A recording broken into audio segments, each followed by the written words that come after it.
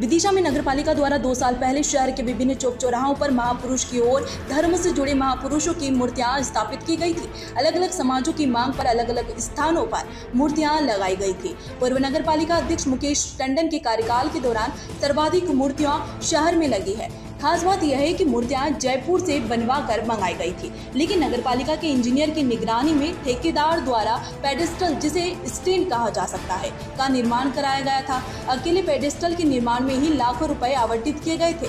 राशि में भ्रष्टाचार की आशंका का नजारा क्षतिग्रस्त होते स्टैंड से लगाया जा सकता है। खास बात यह है कि कई सालों पहले बनाई गई मूर्तियां और उनके पेडेस्टल आज भी सुरक्षित है, लेकिन 2-3 सालों के दौरान बनाई गई मूर्तियों और उनके पेडेस्टल क्षतिग्रस्त हो चले हैं। पूर्व सांसद प्रताप भानु शर्मा बताते हैं कि महापुरुषों की सम्मान के लिए यह मूर्तियां स्थापित होती है, लेकिन भ्रष्टाचार की भेंट चढ़ मूर्तियां और उनके पेडेस्टल को नुकसान हो रहा है। इसके लिए तकनीकी खामी, इंजीनियर की लापरवाही और ठेकेदार की मनमानी को जिम्मेदार ठहराया। वहीं दूसरी ओर भाजपा के नेता और इसी परिषद के पार्षद कृष्णा कुमार गुप्ता ने भी इसके लिए नगरपालिका के जिला अधिकारियों को दोषी माना और जिम्मेदार ठेकेदार और अधिकारी पर कार्रवाई की मांग की है। इस पूरे मामले को लेकर सीएमओ सुधीर सिंह का कहना है कि मूर्तियों को पेड़ स्थल की सामग्री, स्टील टाइल्स आदि चोरी हो रहे हैं, जिसकी थाने में भी शिकायत की गई है। हालांकि उन्होंने इंजीनियर की लापरवाही को भी इसके लिए जिम्मेदार माना। उन्होंने जल्द ही एक में सुधार कार्य करने की बात कही।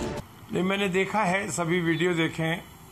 गांधी जी की स्टेच्यू जो नीमताल पर लगी है वो भी देखा है, विवेकानंद जी की भी देखी है, रानी लक्ष्मीबाई की भी देखी है, और जितनी भी नई स्थापित हुई है महाराणा प्रताप वाली भी देखी।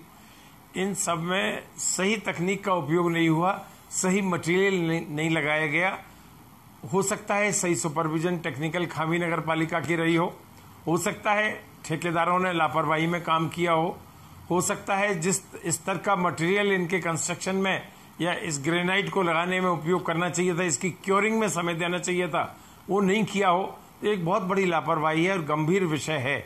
यदि महात्मा गांधी की मूर्ति और उनके स्थल को हम सही नहीं बना सकते, महाराणा प्रताप जो हमारे देश के गौरव हैं, रानी लक्ष्मीबाई, विवेकानंद, स्वामी विवेकानंद जी जो आज भी नौजवानों के आदर्श हैं, उनके प्रति तो सबका सम्मान और निष्ठा होना चाहिए। आप देखिए पुरानी मूर्तियां चौराहे पे, तिलक चौक पे लगी हुई है, मदन मोहन मालवीय के उद्यान में लगी हुई है, हमारे माधवराव सिंधिया जी की लगी हुई है, जिनकी भी मूर्तियां लगी हैं, कितनी भव्यता से उनके पेडिस्टल को बनाया गया है और उसमें आज तक कोई विकार नहीं आया है, कोई किसी भी तरह की खराबी नहीं आई है।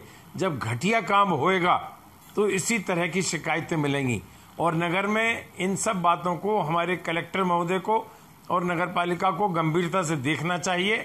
जो इनकी ठेकेदारों की एक रिजर्व डिपॉजिट होता है, सिक्योरिटी डिपॉजिट होता है, उसको जब्त करके इनसे मुफ्त में ये काम कराना चाहिए।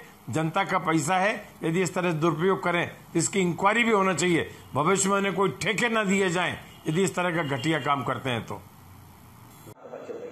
कृष्ण कुमार गुप्ता, पूर्व पार्षद नगर पालिका विदिशा। सर, शहर में बड़े जोर शोर से महापुरुषों की मूर्तियां लगाई गई थी और आज स्थिति उनकी बहुत जर्जर है। कई जगह से उनके प्लेटफॉर्म क्षतिग्रस्त हो सके, इस दिशा में आप किसको जिम्मेदार मानते हैं और क्या कार्रवाई होनी चाहिए?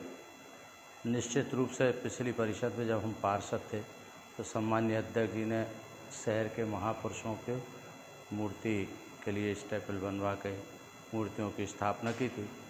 निश्चित रूप से कहीं ना कहीं बहुत लंबा समय हो गया, 2-3 वर्ष बीत गए और क्षतिग्रस्त हुई है, ये मैंने भी देखा है जाके। तो इसके लिए मुझे ऐसा लगता है कि नगर पालिका के जिम्मेदार अधिकारी, सीएमओ, इंजीनियर और संबंधित ठेकेदार, क्या एजेंसी यदि ठीक से काम करती है और इंजीनियर ठीक से निगरानी रखता है तो काम की गुणवत्ता दिखती है।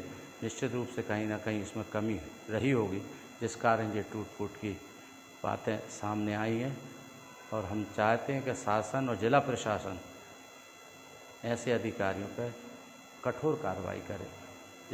करीब 7-8 मूर्तियां लगाई गई थी गत वर्ष कोरोना से कुछ पहले। तो उसमें जो प्लेटफार्म बनाए गए थे, प्लेटफार्म हमारे सहायक असिस्टेंट इंजीनियर और एग्जीक्यूटिव इंजीनियर के देखरेख में ही बने थे। कतिपय कारणों से कहीं हमने देखा कि स्टील निकाल लिए गए हैं। इसकी सूचना हमने थाने में भी दी है। जैसे चंद्रशेखर आज़ाद की मूर्ति जो मेडिकल पे है, वहाँ के स्टील और टाइल्स बाकायदा चोरी किए गए थे। तो निश्चित रूप से हो सकता है नीचे से उखाड़ना आसान रहा होगा, जोर से चिपका नहीं होगा। वैसे वो उखड़ भी जाता है थोड़ा सा अगर तरीके से उखाड़े। और भी अबुल कलाम आज़ाद के यहाँ के टाइल्स उखाड़ लिए गए हैं। करीब 5-6 जगह के प्लेटफॉर्म क्षतिग्रस्त किए गए हैं, जिनके पुनर्निर्माण का आदेश मैं दे चुका हूँ तो उसको मेंटेनिंग कर लिया जाए। एक आध सप्ताह में वो हो भी जाएंगे, परंतु थोड़ा सा आम जनता से अपील करूंगा कि इस तरह के ऐतिहासिक धरोहरों का सम्मान करना चाहिए उन्हें भी।